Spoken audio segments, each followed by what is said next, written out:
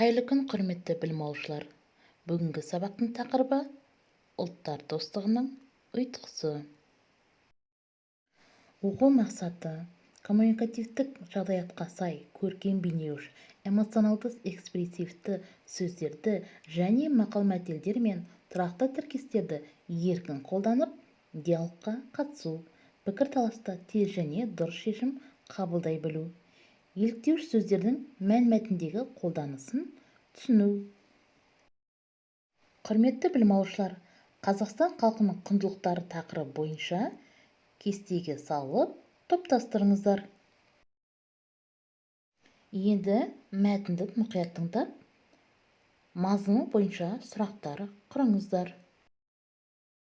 Ұлттар достығының ұйытқысы. Екінші тапсырма.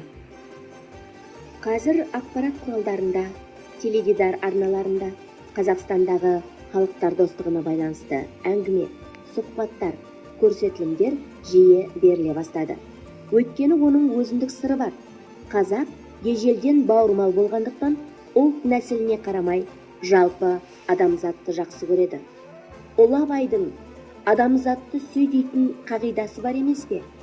Адамдар арасындағы сүйіспеншілік пен махаббатты қасиетті дініміз ежелден уағыздап келеді. Бойында бұрыннан исламдық рух бар ұлт ынтымақ пен достықты қадірлейді. Кеңес үкіметі құндылықтарының бірі ұлтаралық достықты, ынтымақты алғаш орнаған күннен бастап басты ұстаным етті. Соның нәтижесінде КСРО-да ұлттар достығы қалыптасып, интернационалдық тәрбие барынша жолға қойылды. Қазақстандағы халықтар достығының орнығуы кеңестік саясаттан бастау алып жалғасқанын ұмытпауымыз керек. Қазақстан 100 ұлттың отаны деген қағиданы біз жүрегімізге құйып өскен ұрпақпыз. Қазіргі Қазақстан Халықтар Ассамблеясы туралы айтқанда, оның кеңестік дәуірдегі тарихын есте ұстануымыз керек. Тәуелсіздіктен кейін ол өзгеше сипат алды. Сол кезде қалыптасқан халықтар достығы қазір жалғасып жатыр. Тыңдалым тапсырмасын мұқият тыңдап болсаңыздар, енді мәтіндегі ақпараттар бойынша өз пікіріңізді дәлелдеп айтыңыздар. Менің ойымша, себебі мен оны былай түсіндіремін, оны мен мынадай деректермен, мысалдармен дәлелдей аламын, осыған байланысты осындай мен шешімге келдім деп өз ойларыңызды айтыңыздар.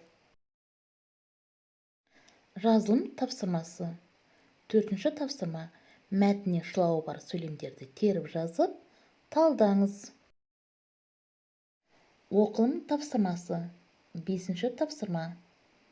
Мәтінді оқып алып, мәтінге тақырып қойыңыз. Оқылым тапсырмасын жақсы орындап болсаңыздар, енді кері байланыс тапсырмасын орындайық. Ол үшін сілтеме арқылы өтіп, кері байланыс жасаңыз. Немесе QR-кодты телефонға түсіріп алып, тапсырманы орындауға болады. Сіздерге сәттілік тілеймін. Сау болыңыздар.